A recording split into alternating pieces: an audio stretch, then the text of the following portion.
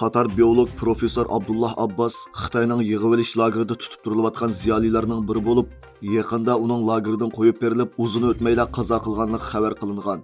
Egenlishçe Abdullah Abbas Tataristan Penler Akademiyasının chet ellik a'zosi va Xitoy Kompartiyasi a'zosi bo'lib, 9 kitob va 100 dan ortiq ilmiy maqolaning avtori.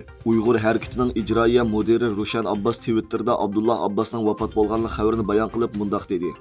Universitetning biologiya fakultetidagi o'quvchim Abdullah Abbas apandining olamdan o'tganligini anglab bek azoblandim. Bu Xitoy jazo lagerlaridagi tasvirligisiz dahshatlarga bardoshlik bergan va oxir qo'yib berilgan bo'lsa-mu, lekin ruhiy va jismoniy qiyin-qistoqlarga bardoshlik berolmadi. Biz Uyg'urlar duch kelgan ziyonkashlikni oshkorlab, fojialik holda hayotidan ayrilganlarga adolat talab qilishimiz kerak. Xitoy yaqinda Sharq Turkiston masalasida xalqaro jamiyatning, xususan Yaponiya xalqining ko'zini bo'yash uchun atalmış Yaponiya shahar aholilarining Xinjiang safar nomida tunji turkumdagi yaponiyaliklarni Sharq Turkistonning Urumchi, Turpan, Korla, Kuchar qatorliq ko'plagan shaharlarni orqa-orqadan ekskursiya qildirgan.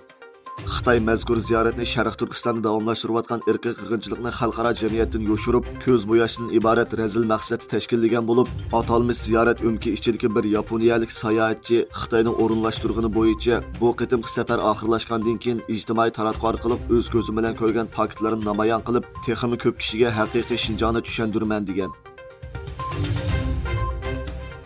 Yaqindan buyon Xitoy hukumati Uyg'urlarning tarixiy va madaniyat meroslarini o'zgartirish yoki xitoylashtirish maqsadi bilan Qashqarda sayohatni madaniyat bilan birga taraqqiy qildirish, Qashqarni strategik savdo markaziga aylantirish degandek nomlar ostida zo'r qurilishlarni qurishga boshlagan. Qashqarni qadimdan tortib Xitoy zimini va Qashqarni Xitoy madaniyatining bergan ozuqligida borliqqa kelgan shahar deb tashviq qilishga boshlagan. Turkiyada nashr qilingan Qashqar tarixi nomli kitobning avtori, Turkiya Hoji Bayram Veli universitetining professori, tarixchi Konur Alip Erjilasun efendi bu vaqtda fikr bayon qilib, u Qashqarning qadimdan tortib Xitoy tuprog'i deyish tarixiy faktlarga butunlay zid ekanligini ilgari surdi. Amerika bilan Gollandiya bu yil yozdan boshlab o'zak ishlab chiqarish aslihalarini Xitoyga eksport qilishni texnik qattiq cheklashni qaror qilgan. Gollandiya o'zining bu sohadagi danglik avangard shirkatlaridan ASML va boshqa shirkatlarning Xitoyga ba'zi o'zak ishlab chiqarish aslihalarini eksport qilishni cheklashni planlayotgan bir vaqtda, Amerika ba'zi nuqtali Xitoy shirkatlarining Gollandiyadan o'zak asboblarga erishishiga texnik keng cheklama qo'yishga kirishayotganligini bildirgan.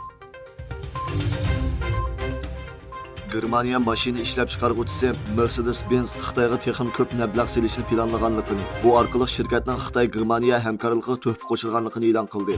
Mercedes-Benz o'zining Xitoydagi savdo tijoratiga davomli sodiq ekanligini, Xitoyning avtomobil sanoatining taraqqiyotiga aktiv to'p qo'shishni planlaganligini bayon qildi. Uningdan boshqa bu shirkat Xitoydagi tadqiqot va taraqqiyot faoliyatini ilgari surish va shu yerdagi tadqiqot gruppasining sonini oshirishni planlaganligini bildirdi.